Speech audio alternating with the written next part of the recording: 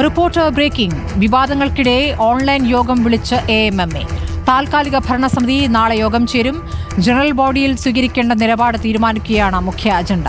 Hema committee റിപ്പോർട്ടും സമാന്തര cinema സംഘടനയ്ക്കുള്ള നീക്കങ്ങളും ചർച്ചയായേക്കും. ജനറൽ ബോഡിയിലേക്ക് പോകാൻ വേണ്ടിയിട്ടുള്ള പ്രൊസീജിയർ ഉണ്ട്. അപ്പൊ അതിന് വേണ്ടിയിട്ടുള്ള ഒരു മീറ്റിംഗ് കൂടണം എന്നുണ്ട്. അതൊരു തികച്ചും സംഘടനാപരമായിട്ടുള്ള ഒരു യൂഷ്വൽ പ്രൊസീജിയറിന്റെ ഭാഗമായിട്ടുള്ള കാര്യമാണ്. അതിനെപ്പറ്റി അതിന്റെ ഒരു ഡേറ്റ് കൺഫേം ചെയ്തിട്ടില്ല ഇതുവരെ. അപ്പൊ അതിന് വേണ്ടിയിട്ടുള്ള ഒരു യോഗം, അത് എന്നാണെന്നോ ഡേറ്റിന്റെ കാര്യങ്ങളൊന്നും ഇതിപ്പോ ഈ ഒരു സാഹചര്യമായിട്ട് ബന്ധപ്പെട്ട് നമ്മൾ അങ്ങനെ ഒരു സ്പെഷ്യൽ ജനറൽ ബോഡി പോലെ വിളിച്ചു ചേർക്കാനാണ്.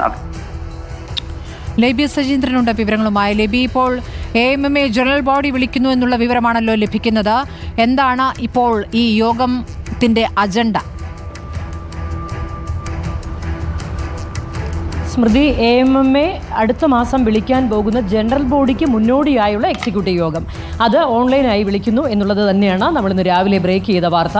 ഇത് നാളെ തന്നെ, അതായത് 19-ാം തീയതി നാളെ തന്നെ യോഗം ഉണ്ടാകും എന്നുള്ള സൂചനയാണ് നമുക്ക് ലഭിച്ചിരിക്കുന്നത്. ഏതെങ്കിലും സാഹചര്യവശാൽ അംഗങ്ങൾക്ക് നാളെ അസൗകര്യമുണ്ടെങ്കിൽ മാത്രം അത് മറ്റന്നാളത്തേക്ക് മാറ്റുമെന്ന് മാത്രം. ഏതായാലും നാളെ യോഗം ഉണ്ട് എന്നുള്ള സൂചന തന്നെയാണ് ഈ ഘട്ടത്തിൽ ലഭിക്കുന്നത്. അതായത് ഈ AMMA ഭരണസമിതി പിരിച്ചുവിട്ടതിന് ശേഷം ആ ഭരണസമിതിയിലെ ജനറൽ സെക്രട്ടറി ഒഴികെയുള്ളവർ ഇപ്പോൾ താൽക്കാലിക ഭരണസമിതിയായി തുടരുകയാണ്. ഇവരുടെ ഈ ഭരണസമിതിയുടെ യോഗമാണ് ഓൺലൈനായി നാളെ ചേരുക. ഇവർ യോഗം ചേരാനുള്ളതിൻ്റെ ഒരു കാരണം അടുത്ത മാസം ജനറൽ ബോഡി വിളിച്ച പുതിയ ഭരണസമിതിയെ കണ്ടെത്തേണ്ടതുണ്ട്. ഈ സാഹചര്യത്തിൽ ജനറൽ ബോഡിയിൽ സ്വീകരിക്കേണ്ട അജണ്ട ചർച്ച ചെയ്യുന്നതിനാണ് ഇപ്പോൾ എക്സിക്യൂട്ടീവ് യോഗം ഇത്തരത്തിൽ ഓൺലൈനായി കൂടാൻ തീരുമാനിച്ചിരിക്കുന്നത്. അതായത് നിലവിലെ ഭരണസമിതിയുടെ പ്രസിഡന്റായ മോഹൻലാൽ തന്നെയാണ് യോഗത്തിന് എല്ലാവരെയും വിളിച്ചിരിക്കുന്നത്. യോഗം ചേർന്ന് എത്തരത്തിൽ ജനറൽ ബോഡിയെ സമീപിക്കണം എന്നുള്ള കാര്യത്തിൽ ഒരു രൂപരേഖ ഉണ്ടാകും. ജനറൽ ബോഡിയിൽ സ്വാഭാവികമായും ഭിന്ന സ്വരം ഉയർന്നു വരാനുള്ള സാധ്യതയുണ്ട്. കാരണം ഇതേ ഭരണസമിതി ജനറൽ സെക്രട്ടറി മാത്രമാണ് രാജിവെച്ചിരിക്കുന്നത്. മറ്റുള്ളവരെ പിരിച്ചുവിടുകയും ആ ഭരണസമിതി ഇപ്പോൾ താൽക്കാലിക ഭരണസമിതിയായി തുടരുകയും ചെയ്യുകയാണ്. ഈ സാഹചര്യത്തിൽ മോഹൻലാലിൻ്റെ അധ്യക്ഷതയിൽ ആ ഭരണസമിതി തന്നെ തുടർന്നാൽ മതി എന്നുള്ള അഭിപ്രായമാണ് ഭൂരിഭാഗം AMMA അംഗങ്ങൾക്കും ഉള്ളത്. എന്നാൽ മോഹൻലാൽ അതിന് നിൽക്കില്ല എന്നുള്ളൊരു സൂചനയാണ് നമുക്ക് ലഭിക്കുന്നത്. അങ്ങനെ വന്നിട്ടുണ്ടെങ്കിൽ അത് സങ്കീർണമാകും. ആ ഒരു സാഹചര്യത്തിൽ അത് പുതിയ തെരഞ്ഞെടുപ്പിലേക്ക് പോകും. അങ്ങനെ വരികയാണെങ്കിൽ നമ്മൾ 2 ആഴ്ച മുമ്പ് നമ്മൾ തന്നെ പുറത്തുവിട്ട വാർത്ത, അതിലേക്ക് കാര്യങ്ങൾ വരികയും ചെയ്യും. അതായത് ട്രേഡ് യൂണിയൻ സ്വഭാവത്തോടുകൂടി ഒരു സമാന്തര സംഘടനയെക്കുറിച്ചൊക്കെയുള്ള ആലോചനയും ചർച്ചയും ആ ഘട്ടത്തിൽ സജീവമാകുകയും ചെയ്യും. ഏതായാലും നാളെ അടിയന്തരമായി AMMAയുടെ ഓൺലൈൻ യോഗം വിളിച്ചിട്ടുണ്ട് എന്ന വാർത്ത തന്നെയാണ് നമുക്ക് പറയാനുള്ളത്.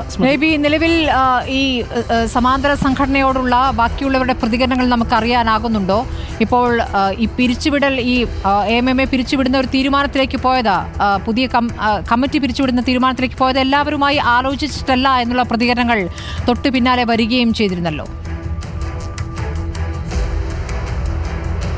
സ്മൃതി, എക്സിക്യൂട്ടീവ് അംഗങ്ങൾ ചിലരുടെ ഭാഗത്തു നിന്നാണ് അത്തരത്തിലുള്ള പ്രതികരണങ്ങൾ അന്നുണ്ടായത്. പക്ഷേ ആ ഒരു സാഹചര്യത്തിൽ പ്രത്യേകിച്ച് ജനറൽ സെക്രട്ടറിക്കും ജോയിന്റ് സെക്രട്ടറിക്കും ഒക്കെ എതിരെ ലൈംഗിക ആരോപണം വന്നൊരു സാഹചര്യത്തിൽ ഹേമ കമ്മിറ്റി റിപ്പോർട്ടിന് ശേഷം AMMA ഇത്രയും പ്രതിസന്ധിയിലായിരിക്കുന്ന ഒരു സാഹചര്യത്തിൽ ആ ഭരണസമിതി പിരിച്ചുവിടാതെ മറ്റു മാർഗം അമ്മ പ്രസിഡന്റ് എന്ന നിലയിൽ മോഹൻലാലിന് മുന്നിൽ ഉണ്ടായിരുന്നില്ല. അതുകൊണ്ടാണ് അന്ന് ആ തീരുമാനമെടുത്തതും.